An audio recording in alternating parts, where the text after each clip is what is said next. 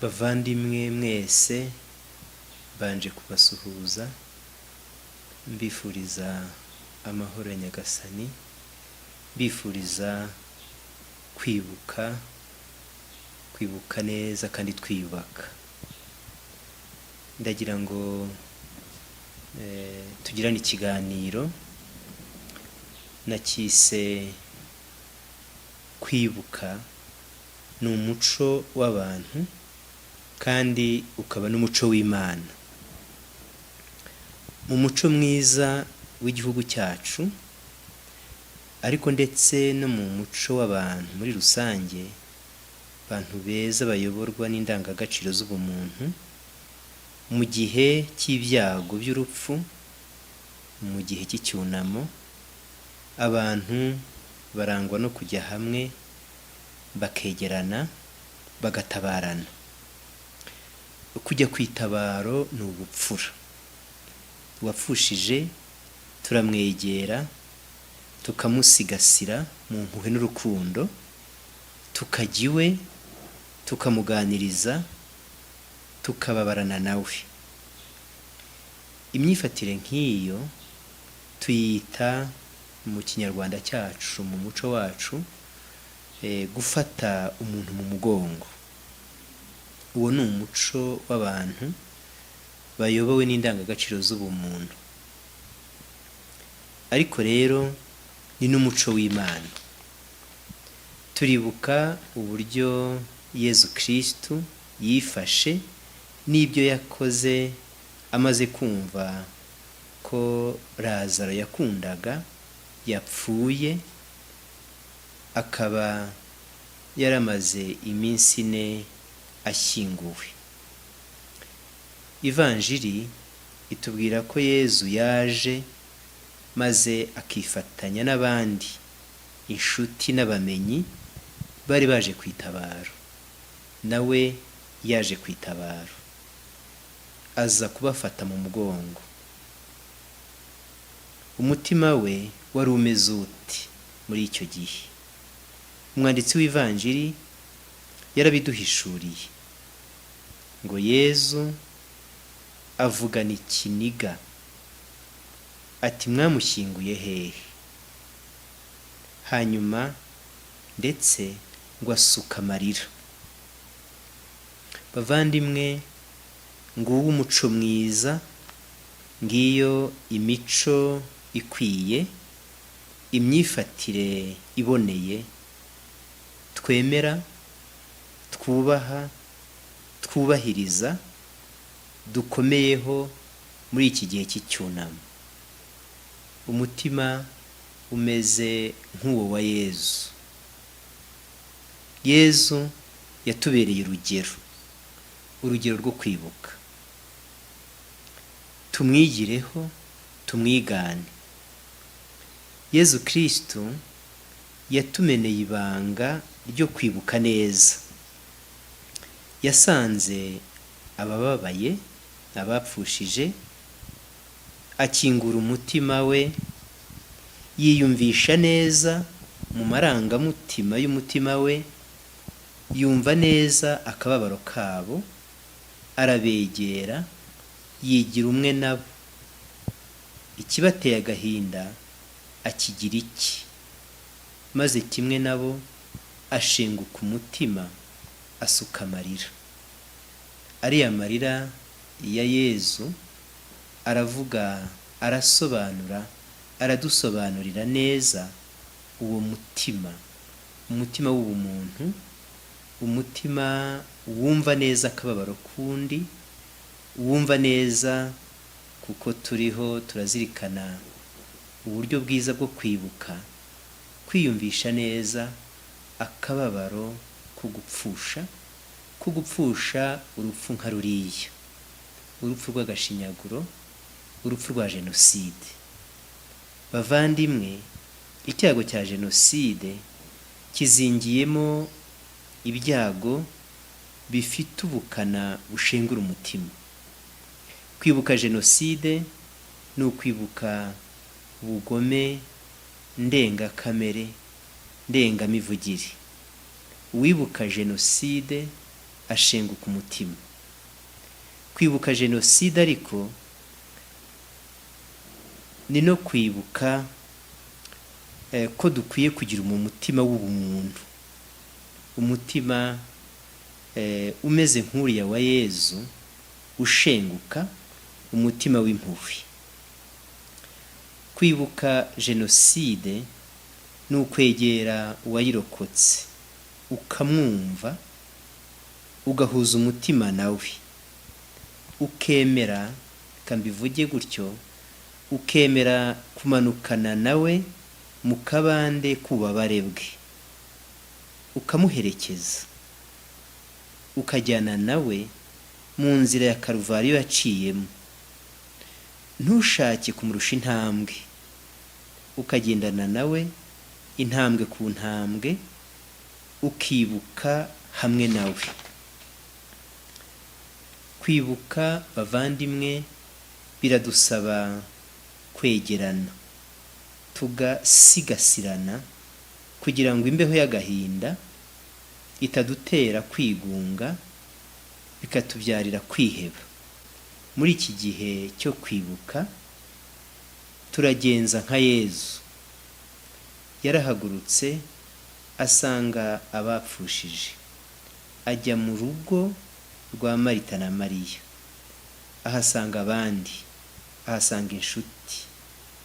Kwibuka ni ugukora urugendo nk'urwo, ugasanga mugenzi wawe, ukahahurira n'inshuti ze, ukahaba, ukamutega amatwi, ukababarana nawe, ukamutega amatwi, ukumva neza agahinda ke kandi ukamuhumuriza. Umutima w'impuhwe duhamagarirwa kugira muri iki gihe cy'icyunamo ni umutima wuzuye urukundo, urukundo rwumva neza akababaro k'uwo usura uri kumwe nawe, umuvandimwe wawe mwegeranye, muturanye. Uyu mwaka kwibuka ku nshuro ya 30 byahuriranye n'iki gihe cya Pasika turimo. Pasika bivuga umutsindo, urukundo n'ineza by'Imana byatsinze ikibi. Yezu yaratsinze. Ineza y'Imana n'impuhwe zayo zatsinze ikibi. Pasika bivuga ihumure. Imana yatangaje ihumure mu bayo. Pasika kandi ni igihe cy'amahoro, igihe cyo kwakira inkuru nziza y'amahoro yatangajwe na Kristo. Pasika twumva dutyo yatubereye integuza nziza idufasha kwibuka neza. Iyi Pasika yashashe mu mitima yacu ihumure, ihasasa amahoro, ihasasa umucyo n'urumuri rw'Imana. Turi kumwe na Kristo watsinze. Iyi Pasika y'umwaka yaduteguye neza kuko yaduhaye urumuri rutuma tudaheranwa n'icuraburindi ry'akababaro. Pasika bivuga ko Kristo agaragaza umutsindo we mu buzima bwacu. Kristo uri hamwe natwe araduha iki muri iki gihe cy'icyunamo? Dore ibyo yatanze kuri Pasika, twabyita impano za Pasika yageneye abe, yageneye umuryango we. Impano ya mbere ni amahoro, impano ya kabiri ni Roho Mutagatifu, impano ya gatatu ni yo kubiyereka. Bavandimwe, reka tuzirikane izo mpano za Pasika Nyagasani yageneye abe, Nyagasani atugenera muri iki gihe cy'icyunamo. Impano ya mbere nayivuze mu kanya, ni ukubabarana natwe, ni ukurirana natwe. Yezu nk'uko yabigenje mu rugo rwa Marita na Mariya igihe bari mu cyunamo, natwe niko bitugenzereza muri uru Rwanda rwacu, mu ngo zose, cyane cyane mu ngo z'abashegeshwe n'iyi jenoside. Yezu Kristu arazi iwacu, Yezu Kristu aragendana natwe. None rero muvandimwe, uribuka abawe, uribuka urwango, uribuka ibitotezo, uribuka inabi, kubera ko wemera Imana, wemera Kristu wazutse, uribuka n'umutsindo we. Uribuka ko Yezu iyo nzira y'akababaro ayizi neza kuko yayigenze. Akababaro k'urupfu arakazi neza. Ibuka rero ko Yezu azi neza akababaro kawe. Uribuka ko umutima we ushenguka hamwe n'uwawe.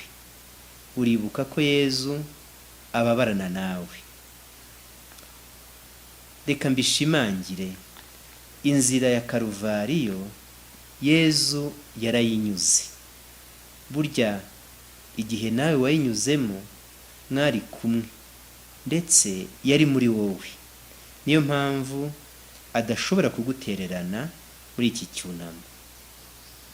Impano ya kabiri Yezu Kristu yageneye abe kuri Pasika, Yezu Kristu atugenera muri iki gihe cy'icyunamo, ni impano y'amahoro.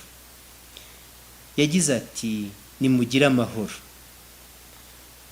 Iyo twumvise iyo mvugo ya Yezu ati nimugire amahoro, si icyifuzo gusa, ahubwo gihinduka n'impano. Ubwe yarivugiye ati mbahaye amahoro yanjye.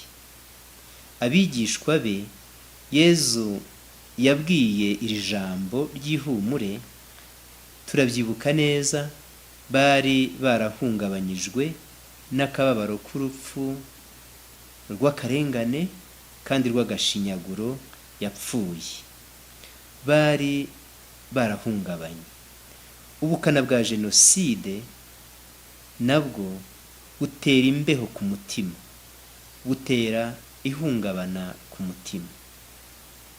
Amahoro ni ijambo Yezu yababwiye, ijambo Yezu atubwira natwe, kugira ngo atangaze ihumure, atangaze ihumure mu cyunamo, kugira ngo asigasire imitima yacu, kugira ngo ahumurize imitima. Ni ijambo tubyibuke kuko twemera Imana, ni ijambo riturutse ku Mana. Yo yonyine niyo ishobora kubw'ububasha bw'ijambo ryayo kuduhumuriza. Yezu aratubwira ati nimugire amahoro. Ni ijambo ry'icyunamo twakira. Ijambo amahoro ribumbatiye kandi n'inyigisho, inyigisho y'urukundo. Iyo Yezu avuze ati nimugire amahoro, aba avuze ngo nimutange amahoro. Turibuka ko mu Ivanjiri ya Matayo muri za ngingo z'ihirwe hari aho avuga ngo hahirwa abatera amahoro.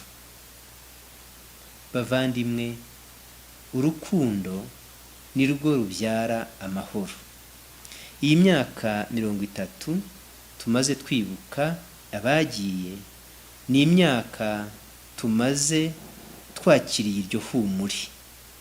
Muri iyi myaka twabonye ndetse navuga ko twize kwineza, ineza mu magambo, ineza no mu ngiro itanga kubaho. Twize kwineza ibeshaho, kwineza ariyo yubaka amahoro, ariyo itangaza amahoro. reka mbaho urugero rw'ijambo numvise, ijambo ry'ineza, ijambo ry'amahoro, ryamfashije kumva ibindi ho mbabwira ko ineza mu ijambo yubaka ubuzima bw'umuntu. aho twagiye kwibuka none umuhanzi badushyiriyeho indirimbo zifasha kwibuka. hari aho umuhanzi yavugaga ngo ibuka ijambo abakurokoye bakubwiye, iryo jambo akarisubiramo ngo barakubwiye bati humura ntugipfuye, humura ntugipfuye. ijambo ryiza, ijambo ryubaka umutima, ijambo ritanga ihumure, ijambo ritanga umucyo. ni mucyo rero bavandimwe, natwe mu magambo yacu twitirize iryo jambo ritanga kubaho. muri iki cyunamo tubwirane amagambo nk'ayo, amagambo atanga ihumure. tujye tuvuga tuti urakabaho, tujye tuvuga tuti baho, tujye tuvuga tuti hirwa, tujye tuvuga tuti komera, tujye tubwirana tuti humura. nigeze kumva ubuhamya, ni mu gihe cyashize, ubuhamya bw'umuntu warokotse, ariko amaze kurokoka aturana ngo n'abantu bamwangaga. nyuma hashize igihe gito agira amahirwe yo guturana n'abamukunze. yatangaga ubuhamya avuga uburyo abo bamukunze bamuhaye kubaho. reka mbabwire amagambo yabivuzemo. yaravuze ati maze kubana n'abantu beza numvise aribwo jenoside yanjye irangiye. bavandimwe, urukundo, impuhwe, ibambe, ineza nibyo bituma uwakomerekejwe n'iki cyago cya jenoside yakorewe abatutsi azanzamuka, agashira impumu, akagira amahoro, akabaho. ni mucyo natwe muri iki cyunamo dufatane urunana, ntidutezuke kuzanzamurana. twarabibonye, si inkuru mbarirano. urukundo rutanga kubaho. biratwumvisha ko twebwe abariho, twebwe twahamagariwe kubaho nyuma y'iki cyago cya jenoside yakorewe abatutsi, dufite inshingano yo kugaragaza urukundo, urukundo kandi rwinshi, rumeze nk'ikibatsi gitwika urwango, urukundo rurandurana n'imizi amacakubiri. urukundo rukaba mu mibereho yacu nk'umuti, umuti uvura ibisare twasigiwe na jenoside, kuko icyazanye jenoside ni urwango, ni ikibi. hari indi mpano ya gatatu Yezu yahaye abe mu gihe cya Pasika, natwe Nyagasani aduha. ngo Yezu yabahushyeho abaha Roho Mutagatifu. Roho Mutagatifu ni umwuka w'ubuzima, ni roho utanga ubuzima. bavandimwe, reka mbibutse amagambo dusoma mu gitabo cya Ezekiyeli umutwe wa 37 umurongo wa 10. ni amagambo avuga icyo Imana yakoze ngo kugira ngo isubize ubuzima ya magufa yari yumiranye. ayo magambo nayo ngo umwuka uza muri ya mirambo yongera kugira ubuzima.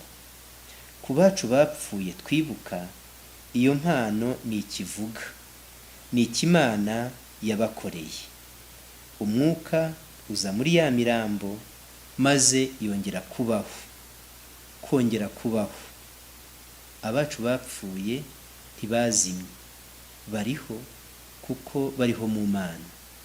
Bavandimwe, ngiyi inkuru y'ihumure ko abo twibuka Imana yabageneye kuba mu ihirwe hamwe nayo, ngo roho z'intungane ziri mu biganza by'Imana.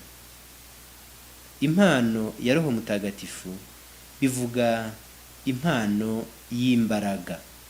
Roho Mutagatifu aduha ubutwari. Kubaho nyuma ya Jenoside, kurokoka Jenoside, hari umwanditsi uherutse kubivuga mu mvugo yumvikana neza. Ni umupadiri wanditse igitabo. Icyo gitabo kivuga ko ngo kurokoka Jenoside abigereranya ngo ni nko kuzuka ukava mu ivu ukongera gutohaho ubuzima.